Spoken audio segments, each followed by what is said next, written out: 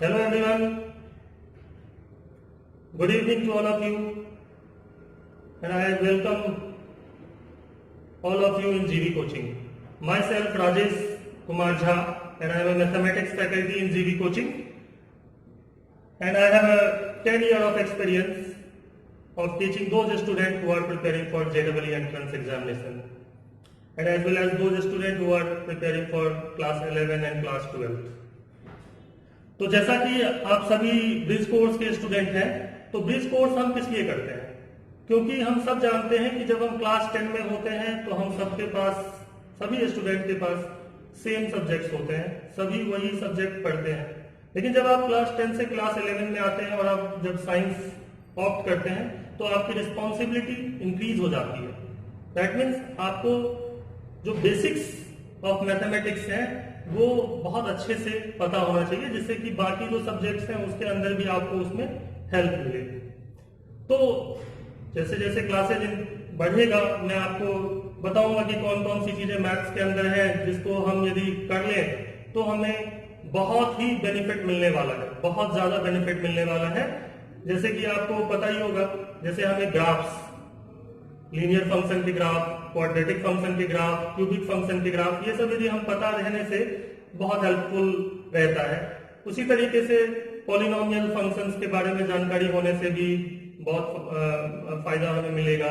Logarithm के बारे में पता होने से जो है वो बहुत सारी चीजें आसान हो जाती है। ट्रिग्नोमेट्री है जो कि बहुत जगहों पे अलग अलग फॉर्म में यूज होती है, तो वो भी हम लोग क्लासेस जैसे जैसे इंक्रीज होगा वो सभी चैप्टर्स को हम लोग पढ़ेंगे और ये जो ब्रिज है उसको हम पूरा करेंगे, ठीक है।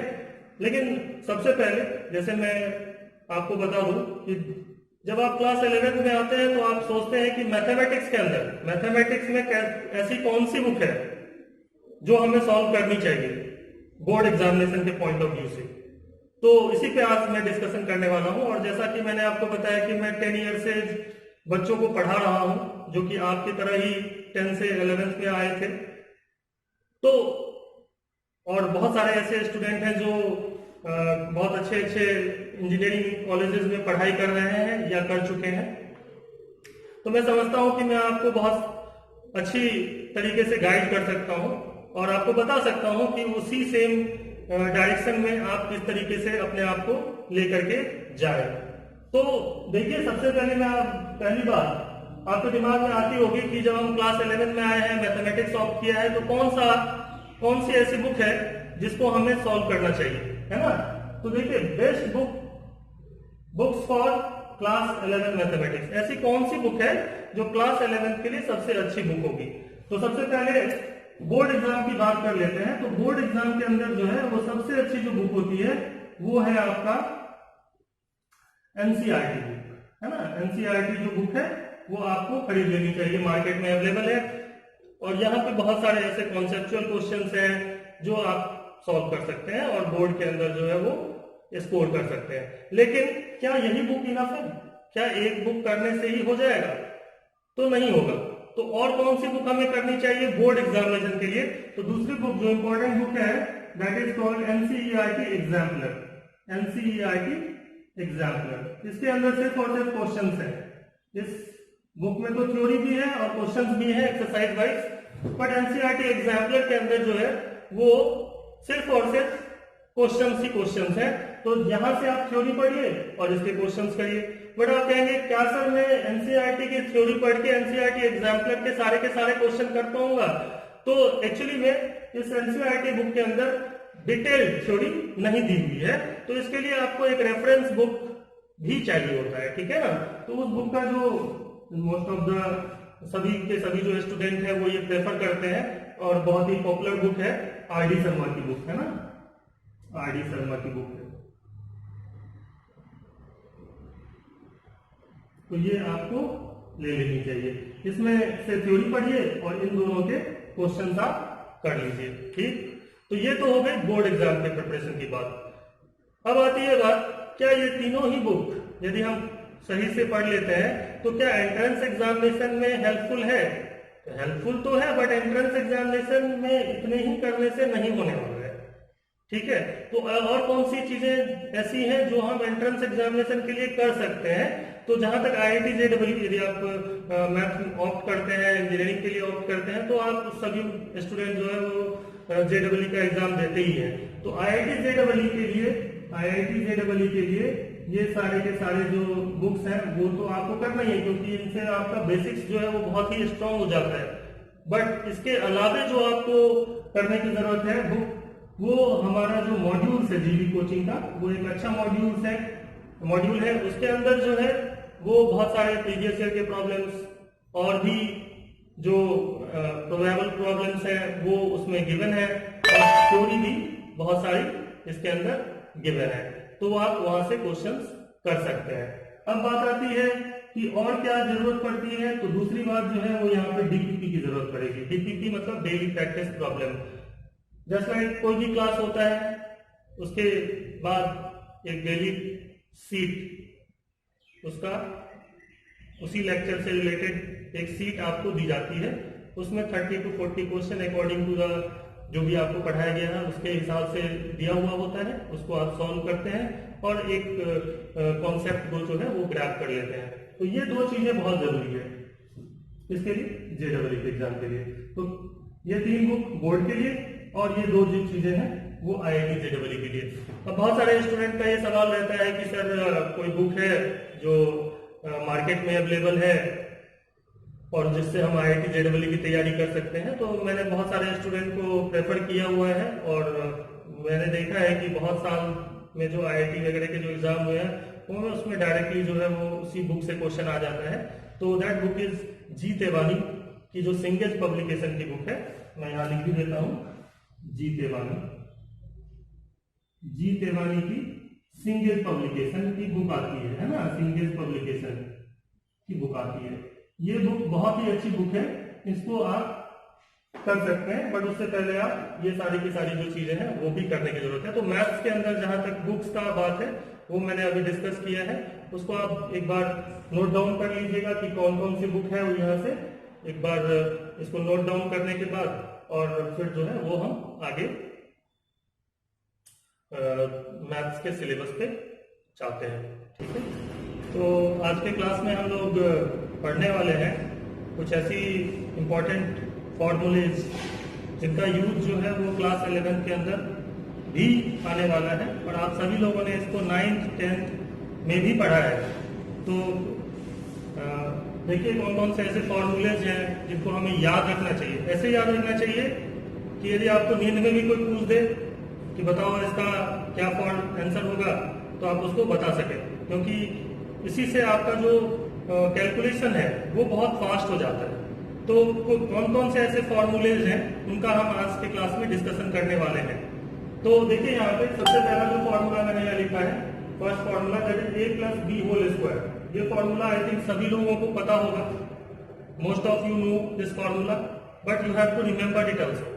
तो यहाँ पे क्या है formula, a + b whole square is a² + 2ab + b square. लेकिन ये फॉर्मूला तो आप सब में से ज्यादातर को ये पता होगा और याद भी होगा, लेकिन इसी को हम इस तरीके से भी लिख सकते हैं। मतलब आप मान लीजिए आपको a - b की वैल्यू पता है और a × b की वैल्यू भी पता है, तो क्या आप a + b फाइंड आउट कर सकते हैं? तो उस कंडीशन में ये फॉर्मूला बहुत हेल्पफुल होता है। तो a + b होल स्क्वायर कितना होता है, a - b whole square + 4ab भी लिख सकते हैं। इसको क्यों लिख सकते हैं, क्योंकि जैसा आप जानते हैं कि a - b होल स्क्वायर कितना होता है, वो होता है a² - 2ab + b square. a - b whole square को कितना लिख सकते हैं आप, a² - 2ab + b स्क्वायर। तो मान लीजिए इसकी जगह पे मैं लिख देता हूं a² - 2ab + b square + 4ab। तो 4ab में से -2ab करेंगे तो +2ab आ जाता है। ठीक है, तो उसके चलते हम a + b होल स्क्वायर को लिख सकते हैं a - b whole square + 4ab। Similarly यदि आपको a + b और a × b की वैल्यू पता है, तो क्या आप a - b की वैल्यू फाइंड आउट कर सकते हैं? तो उन सब केसेस के अंदर मैथमेटिक्स में आपको ये फॉर्मूले बहुत हेल्पफुल है।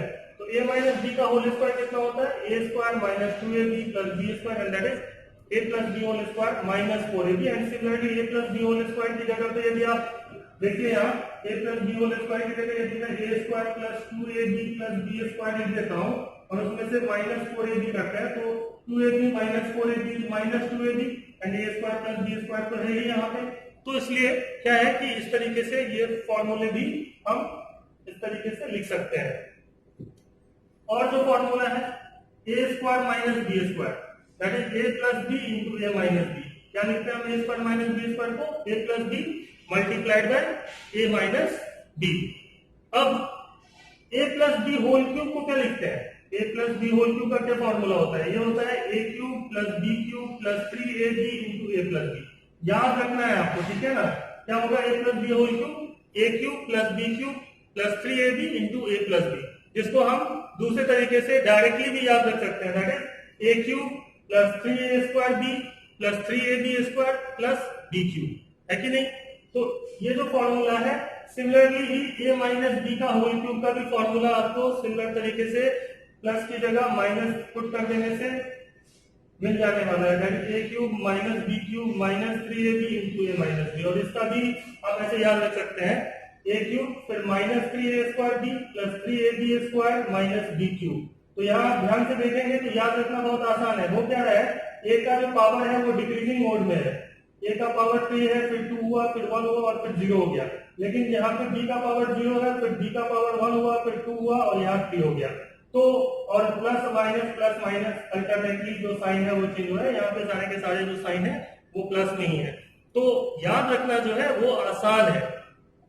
आप देख रहे होंगे कि a plus B whole cube तक ही हम यहाँ पे जो फॉर्मूले हैं वो डिस्कस करते हैं। a प्लस बी का पावर 4, a प्लस बी का पावर 5 या उससे भी बड़ा पावर यदि है तो हम यहाँ पे फॉर्मूले उसका याद नहीं रख सकते।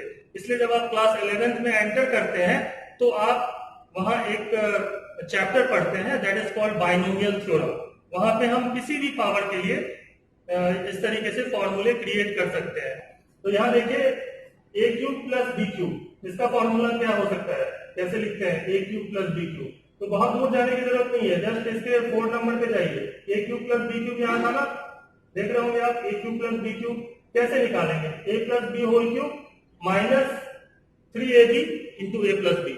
इस तरीके से याद रख सकते हैं इस फॉर्मूले को, a plus B whole cube minus 3ab into A plus B. इसका एक फॉर्मूला और जो कि आप इसको फैक्टराइज करने से हम फाइंड आउट कर सकते हैं, और वो कितना आता है उसको भी याद रखने की जरूरत है, a plus B into A square minus A B plus B square. ये जो फॉर्मूला है वो अगेन आपका इंपॉर्टेंट फॉर्मूला है। एंड माइनस का जब साइन आएगा a cube minus B cube, तो आप 5th नंबर फॉर्मूले से a cube minus B cube जब निकालते हैं तो वो आता है a minus B whole cube plus 3ab into a minus b and it can also be factorized as इसी तरीके से जब आप इसमें से a minus b कॉमन ले लेते हैं, इसमें से और इसमें से कॉमन ले सकते हैं ना, सिमिलरली ऊपर में भी a plus b कॉमन ले सकते हैं, तब जब आप लिखते हैं तो ये फॉर्मूला आप प्रूव कर सकते हैं। तो यहाँ a minus b कॉमन ले लिया गया और फिर जो बाकी जो बचा हुआ था उसको सॉल्व करके ये निकाला गया है। तो यहाँ से a square a minus b into a square plus a b plus B square, ये जो फॉर्मूले हैं ना वो हम 9th 10th क्लास से ही पढ़ते हैं। लेकिन जैसा मैं आपको बता रहा हूं कि जो ब्रिज कोर्स है वो एक तरीके से गैप को फिल करने के लिए है। 9th 10th से जब आप 11th में आते हैं तो बहुत सारा जो चीजें हैं वो 9th 10th के ही क्लास 11th में यूज होती है। तो ये जो बेसिक चीजें हैं वो आपको बिल्कुल अच्छे से याद रखना चाहिए। तो ये कुछ फॉर्मूले जो मैंने लिखाया है, आप वीडियो पॉज करके इनको नोट डाउन कर लीजिएगा, ठीक है ना। और उसको अच्छे से याद करने के लिए हम लोग कुछ क्वेश्चंस भी करेंगे इसके ऊपर, जो बाद में करेंगे। थोड़ा सा और कुछ फॉर्मूला हम लोग डिस्कस कर लेते हैं, ठीक है। तो आप देखते रहिए और क्या क्या फॉर्मूले जो हम यहाँ पे याद रख सकते हैं। तो जैसे 8 नंबर फॉर्मूला है that is a plus B plus C whole square. ये भी आप सभी में से मैक्सिमम को पता होना चाहिए, that is a square plus B square plus C square plus 2ab plus 2bc plus 2ca, है ना।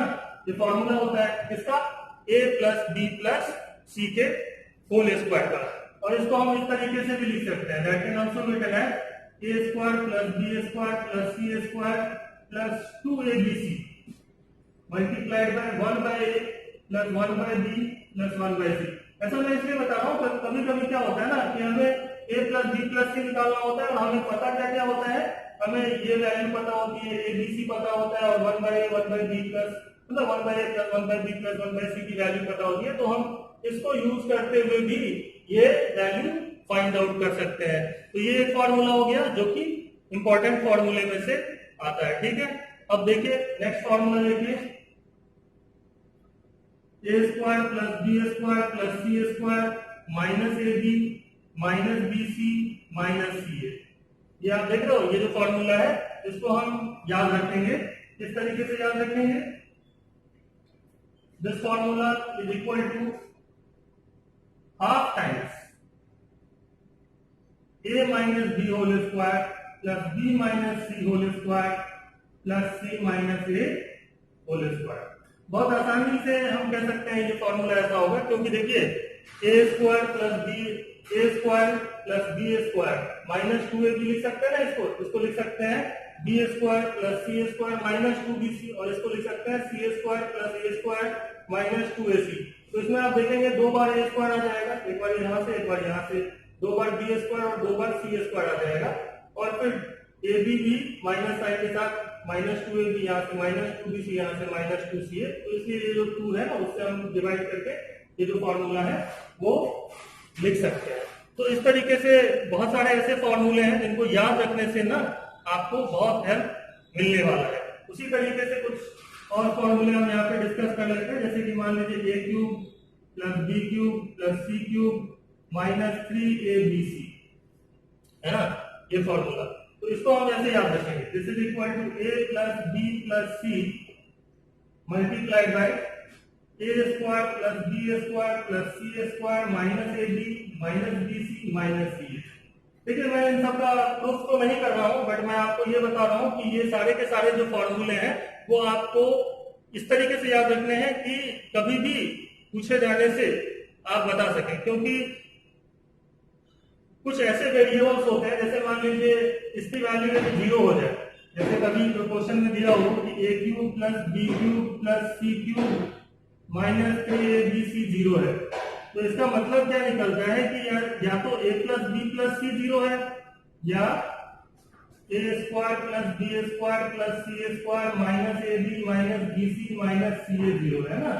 इफ लिख देता हूं, if this is given that is equal to 0, इसका मतलब निकलता है कि a plus B plus c 0 है, या तो इसकी वैल्यू 0 है। क्योंकि आप देख रहे हो ना a plus B plus C into this, तो इसकी वैल्यू 0 है, इसका मतलब या तो ये 0 होगा या तो ये वाला 0 होगा, है ना। तो इस तरीके के प्रॉब्लम जो है वो आप मैथमेटिक्स में बहुत बार अप्लाई होते हुए देखते हो, और ये यदि 0 है ना तो आप इस फॉर्मूले पे जाइए। इसका मतलब क्या होगा कि इसका वैल्यू 0 है, a minus B whole square plus, मतलब क्योंकि इसका वैल्यू कितना होता है हाफ टाइम्स ऑफ दिस। इसका मतलब क्या है कि half times of a minus B whole square plus b minus C whole square plus c minus a whole square is 0, and that simply implies that, देखो ये b पॉजिटिव वैल्यू है, a minus B whole square क्या होता है positive, b minus C whole square भी क्या है positive, और c minus a whole square भी है क्या पॉजिटिव। क्या तीन पॉजिटिव वैल्यूज का मिलकर के 0 हो सकता है? पॉजिटिव क्यों बोल रहा हूं समझ रहे हो ना, होल स्क्वायर है, किसी भी नंबर का होल स्क्वायर नेगेटिव नहीं हो सकता, तीनों ही पॉजिटिव है, और तीनों ही पॉजिटिव वैल्यूज का सम 0 तभी पॉसिबल हो सकता है जब वो तीनों के तीनों वैल्यूज इटसेल्फ 0 है। समझ रहे हैं बात? तो यहां से आप ये भी कह सकते हो कि a minus B 0, b minus C 0, c minus a 0, and that means a equal to b, b equal to c, c equal to a, and that is a equal to b equal to c। तो अब आपको समझ में आया होगा कि a cube plus b cube plus c cube minus 3abc 0 कब होगा? जब या तो a plus b plus c का 0 होना से हो जाएगा, या तो a b c तीनों इक्वल हो। तो इस तरीके की चीजें जो है वो आप समझ सकते हैं फॉर्मूले से, जिसका यूज जो है वो होता है। नेक्स्ट जैसे 11 नंबर, जैसे देखिए a to the power 4 minus b to the power 4 है, इसको हम लिख सकते हैं फैक्टराइज करें तो a square minus b square into a square plus b square. कैसे लिख सकते हैं? a स्क्वायर, क्योंकि देखिए a to the power 4 minus b to the power 4 का मतलब आप समझ रहे हैं, इसका मतलब है a square whole square minus b square whole square, और इसको हम इस तरीके से लिख सकते हैं। और इसी को फैक्टराइज करें तो आएगा a minus b into a plus b into a square plus b square. तो ये भी फॉर्मूला बन गया, और इसको याद रख सकते हैं। सिमिलरली देखिए एक और फॉर्मूला जो मैं बताने वाला हूं, that is 1 a to the power 4 plus a square plus 1, इस तरीके का है। इसको हम फैक्टराइज करके कैसे लिख सकते हैं, मतलब यहाँ पे जो पावर में 4 है, यहाँ पे पावर 2 है और यहाँ 1 है, तो एक तो हो गया कि ये इसको क्वाड्रेटिक बना करके पावर 2 करके हम सॉल्व कर लें, या हम इसको ऐसे देखिए ऐसे भी लिख सकते हैं a square plus 1 whole square minus a square. देखिए इसका मतलब क्या होता है ना, a to the power 4 plus 1 plus 2a square, और एक माइनस थोड़ा है एक a स्क्वायर, तो यही आ जाएगा। और ये फिर से हम a square minus b square पे लिखें तो इसको लिख सकते हैं हम a square plus 1 minus a, एक बार पहले प्लस a और एक बार minus a square plus 1 minus a, and that can also, थोड़ा सा इसको सजा लेंगे ना, तो ये 1 प्लस a स्क्वायर, और इसको हम लिख सकते हैं 1 प्लस a स्क्वायर माइनस, लिख सकते हैं। तो इस तरीके के जो फॉर्मूले हैं इनसे हम फैक्टराइज करके बहुत अच्छे से जो है वो क्वेश्चंस कर सकते हैं। जैसे एक क्वेश्चन जो है वो मैं आपको करवा दे रहा हूं यहाँ पे, आप देखें इन्हीं सभी कॉन्सेप्ट के ऊपर वो बेस्ड है। तो क्वेश्चन ले लेते हैं। क्वेश्चन है हमारे पास कि जैसे हमें दिया हुआ है कि a प्लस 1 बाई ए का होल स्क्वायर जो है वो 3 के बराबर है। If a plus 1 by a whole square is equal to 3 and find a cube plus 1 by a cube, है ना। क्या पूछा गया है हमसे, ये पूछा गया है a cube plus 1 by a cube की वैल्यू निकालनी है। निकाल सकते हैं, तो देखिए यहाँ पे कैसे निकालते हैं। सबसे पहले हम यहाँ से लिख सकते हैं, क्योंकि a plus 1 by a whole square is 3, that means a plus 1 by a is equal to plus minus square root of 3, लिख सकते हैं ना। a plus 1 by a whole square यदि 3 है तो हम a प्लस 1 बाई ए को क्या लिख सकते हैं, प्लस माइनस रूट 3 लिख सकते हैं। हमें निकालना क्या है, हमें निकालना है a cube plus 1 by a cube. तो फिर से ध्यान से हम देखें यदि, तो a क्यूब प्लस 1 बाई ए का होल क्यूब, यही लिख सकते हैं ना हम इसको। a cube plus 1 by a cube का क्या मतलब है, a cube plus 1 by a cube. तो a cube plus b cube type का है, जहां पे b की वैल्यू 1 बाई ए दिख रही है, तो इसको मैं ऐसे लिख सकता हूं, this is nothing but a plus 1 by a whole cube, a plus 1 by a whole cube minus 3 a into 1 by a into A plus 1 by a. देखिए लिख सकते हैं क्या, अभी आपको बताया था मैंने a cube plus b cube का फॉर्मूला होता है a plus b whole cube minus 3ab into A plus b। Clear. तो यहाँ पे इस तरीके से जब हम लिख लेते हैं तो a प्लस 1 बाई ए की जगह पे या तो मैं प्लस रूट 3 रखूंगा या तो माइनस रूट 3 रखूंगा, ठीक। तो यदि मैं प्लस रूट 3 या माइनस रूट 3 रखता हूं, प्लस रूट 3 एक बार रख करके देखिए आप, माइनस 3 ए से तो ए कैंसिल हो जाएगा जो भी ए का वैल्यू हो, और यहाँ पे a प्लस 1 बाई ए की जगह रूट 3 रख लेते हैं क्योंकि इसकी वैल्यू प्लस रूट 3 ले रहे हैं हम लोग। तो ये हो जाएगा आपका 3 रूट 3 का क्यूब कितना होता है, सोचो आप, root 3 into root 3 into root 3, so root 3 into root 3 is 3 and again it becomes 3 root 3, so it is 3 root 3 minus 3 root 3, कितना आ गया 0। सिमिलरली जब आप माइनस रूट 3 रखेंगे, आप एक बार माइनस रूट 3 रख करके देखिए, तो जब आप माइनस रूट 3 रखेंगे, माइनस रूट 3 का क्यूब और यहाँ भी माइनस रखेंगे, तो ये हो जाएगा माइनस 3 रूट 3 और ये माइनस माइनस प्लस 3 रूट 3, तो उस कंडीशन में भी 0 आएगा। तो दोनों ही केसेस में हम देख रहे हैं कि वैल्यू 0 है। इसका मतलब हुआ कि ये a plus 1 by a whole square यदि 3 है तो a cube plus 1 by a cube की वैल्यू जो है वो कितनी होगी, 0 के बराबर होगी। तो इसमें आप क्या यूज कर रहे हैं, सिंपल जो अलजेब्रिक आइडेंटिटीज हैं उनको यूज करते हुए सॉल्व कर रहे हैं। तो आज के जो लेक्चर है इसमें हम लोग इतना ही कर रहे हैं। नेक्स्ट लेक्चर के अंदर हम लोग एक पॉलिनोमियल जो टॉपिक आपने सब लोगों ने पढ़ा होगा, पॉलिनोमियल चैप्टर में पॉलिनोमियल किसको कहते हैं, रिमाइंडर थ्योरम, फैक्टर थ्योरम, और उस पे फैक्टराइज कैसे करें और कैसे पता करें कि कोई फंक्शन जो है वो किसी दूसरे फैक्टर से डिविजिबल है या नहीं, इसके बारे में डिस्कशन करेंगे। So thanks everyone. Next class के लिए आप प्रिपेयर कर लीजिएगा, और कोई भी डाउट होने से, यदि अभी जो पढ़ाया है इसमें किसी भी तरीके का कोई डाउट होने से आप मुझे पर्सनली कांटेक्ट कर सकते हैं। मेरे जो पर्सनल नंबर है व्हाट्सएप पे, और जो व्हाट्सएप ग्रुप है उसमें भी आप पूछ सकते हैं। Okay, thank you.